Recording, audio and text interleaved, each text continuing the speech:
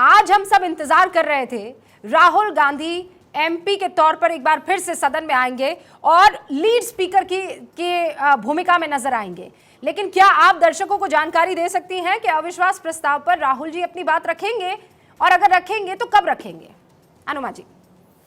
कुछ चीजें सरप्राइज ही अच्छी लगती हैं रूबिका जी, क्योंकि आज जब गौरव गोगोई जिन्होंने अविश्वास प्रस्ताव जिन्होंने जमा किया था, जिन्होंने दिया था, उन्होंने बोला है, और आने दीजिए सब सामने आता जाएगा, क्योंकि ये लोकतंत्र है ना, यहाँ पे किसी ने टेनर सेट कर दिया है, ये सब तो नहीं चलता। ये तानाशाही में चलता होगा, जहां पर सुबह ही जो प्रधानमंत्री संसद में नहीं बोलते वो अपने ही संसदों की संसदीय समिति की बैठक में ही बोलते हैं, और वहां पे उन्होंने डिक्टेट पास किया है। हम उसे लोकतंत्र नहीं मानते, वो उनके पार्टी का अपना मुद्दा होगा। तो राहुल बोलेंगे जब उनको बोलना होगा, और हम सब देखेंगे। यही तो लोकतंत्र की खूबसूरती है। लेकिन क्या आपने नहीं देखा आज गौरव गोगोई जी बोले और कितना सही बोले, कितनी सारी बातें बोले, और उसके बाद सुप्रिया सुले ने बोला, फिर डिंपल यादव ने भी बोला, स्वागता राय जी बोले। तो जो उन्होंने कहा, उनके अगर पॉइंट्स आपने सुने हो, तो पहला गौरव गोगोई जी ने सवाल पूछे हैं कि कैसे एक मुख्यमंत्री जो पूरी तरह से असफल है मणिपुर में, उसे अभी तक बर्खास्त क्यों नहीं किया गया। हाँ। कैसे उसने आंकड़ों के साथ कहा कि उस मुख्यमंत्री के शासनकाल में अफीम की खेती बहुत गुना बढ़ गई। कैसे उस मुख्यमंत्री के रहते हुए प्रशासन इतना निकम्मा हो गया कि 6 लाख हथियार और अम्यूनिशन सब मिलाकर वो सब बाहर निकल गए, लोगों के हाथ पड़ गए। हाँ। तो सारे सवाल मणिपुर पर केंद्रित थे, जो हमारे सांसद गौरव गोगोई जी ने पूछे और बाकी लोगों ने पूछे। लेकिन जो जवाब आया वो बिल्कुल जनरल किस्म का जवाब था, ऐसा कि जब कोई पढ़ के नहीं जाता है तो पन्ने भरता है, खर्रे भरता है, वही उस तरह के जवाब आए। तो आप ये मैं इसी से आगे बढ़ाती हूँ डिबेट को। विंग कमांडर अनुमा आचार्य कह रही है कि आप लोग तैयारी से नहीं आए थे। के शर्मा जी, आपसे जिन बिंदुओं पर सवाल पूछा गया उस पर ऐसा लग रहा था फर्रे लेकर आ गए हैं, कोई तैयारी नहीं है। निशिकांत दुबे का मेरे ख्याल से वो जिक्र कर रही हैं। मुझे कई बार हंसी आती है, और कांग्रेस के प्रवक्ताओं पे तो बहुत हंसी आती है। इस बात को लेके आती है कि आप अविश्वास प्रस्ताव लेकर आए हैं। आपको ये समझना चाहिए कि आप अविश्वास प्रस्ताव लाए हैं, आप उस पर मणिपुर की चर्चा के लिए प्रस्ताव नहीं लाए। हम तो पिछले कई दिनों से आपसे बार बार कह रहे थे, आइए मणिपुर पर चर्चा कीजिए, आइए। सदन से कौन भाग रहा था? सदन से तो ये कांग्रेसी ही भागे, विपक्षी ही भाग रहे थे। अविश्वास प्रस्ताव किसी एक विषय पर नहीं होता है। अविश्वास प्रस्ताव पे सारे विषयों पर चर्चा होती है, और कोई भी विषय उठाया जा सकता है। विपक्ष आरोप लगाएगा, सत्ता पक्ष अपनी बात कहेगा।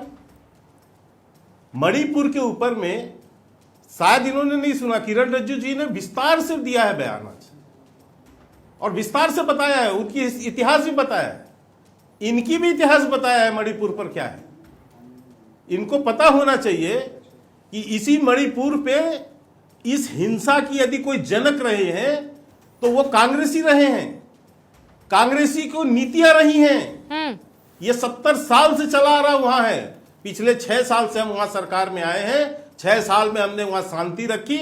आज 1-2-3 महीना पहले एक हिंसा जरूर भड़की है जो दुर्भाग्यपूर्ण है, और उसको जो है शांत करना ये हमारी जिम्मेदारी भी है, जवाबदेही भी है। पर ये भूल गए कि इसी मणिपुर में 96 में जब 900 से ज्यादा हत्याएं हुई, मणिपुर में 900 से ज्यादा हत्याएं हुई, 6 महीने तक 9 महीने तक हिंसा चलती रही, लेकिन कोई भी कांग्रेसी वहां नहीं गया। उस समय इनके मंत्री थे, इनके लोग थे। एक 98 में इनके एक राजेश पायलट जो राज्य मंत्री थे, उन्होंने एक बार सदन में बयान दिया, और दूसरी बार की हिंसा में कोई बयान ही नहीं दिया। यूपीए के शासनकाल में इनके 10 साल के अंदर 1000 से ज्यादा मौत हुई है इस मणिपुर में। हाँ। रूबिका जी, आप तो बहुत सीनियर जर्नलिस्ट हैं, आपको जानकारी होगी, कई बार मणिपुर पर बहस होती थी, क्योंकि वहां 6-6 महीने 8-8 महीने तक ब्लॉकेज होते थे, पेट्रोल नहीं पहुंचता था, वहां पर खाद्य सामग्री नहीं पहुंचती थी। उन सारे स्थितियों को पीएम सईद ने अपनी बात रखी है राज्यसभा में, मुझे याद है। वहां पर जो है, और पीएम सईद जो है वो उस वक्त गृह मंत्रालय में एमओएस का उनको दर्जा प्राप्त था, गृह राज्य मंत्री के हैसियत से उन्होंने सदन में अपनी बात रखी थी, ये सबको मालूम है। लेकिन अनुमा जी कुछ कहना चाह रही है, 30 सेकंड्स मैम काउंटर के लिए, नहीं, उसके बाद मैं बाकी मेहमानों का जिक्र मैं बात पूरी करूं। ओके, ओके, मैं अनुमा बात जी, पूरी एक सेकंड, उनको मैं खत्म बात करने दीजिए बात अपनी, पूरी कर फिर मैं लूं आती हूं रूपिका जी, उसके बाद आप एक सेकंड देखिए। राहुल गांधी जी का जहां तक प्रश्न है, राहुल गांधी जी क्यों नहीं बोले?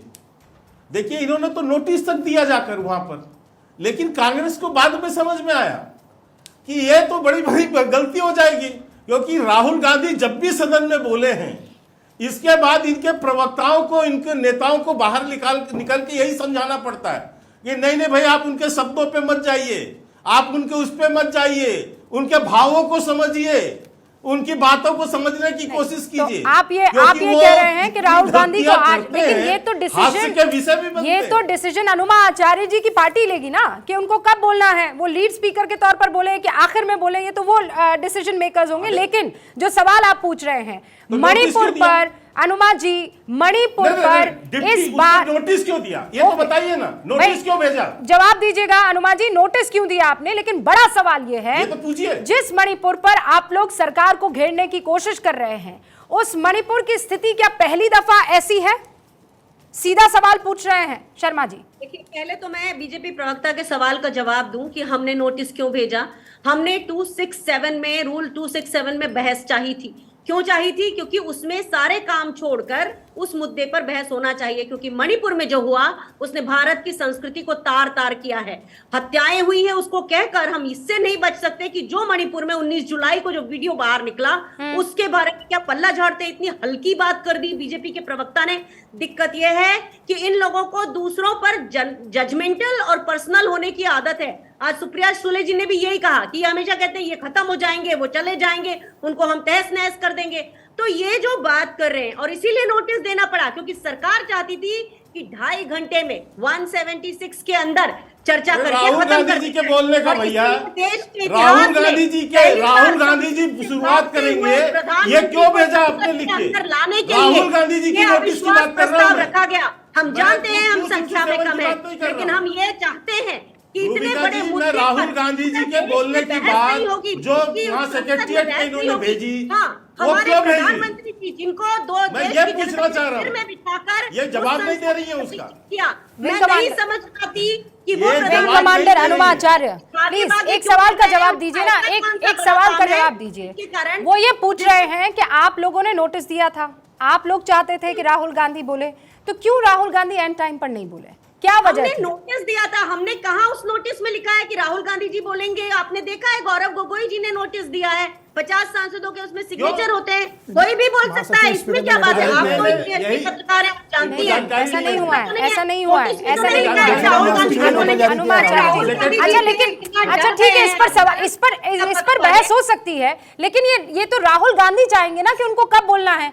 अब वो तो थोड़ी आप डिसाइड करेंगे या कोई और डिसाइड करेगा। ठीक है, नोटिस दिया और उसके बाद वापस ले लिया, ये उनकी मर्जी है, और कोई इलीगल काम तो किया नहीं है, मैं इतना समझ रही हूँ।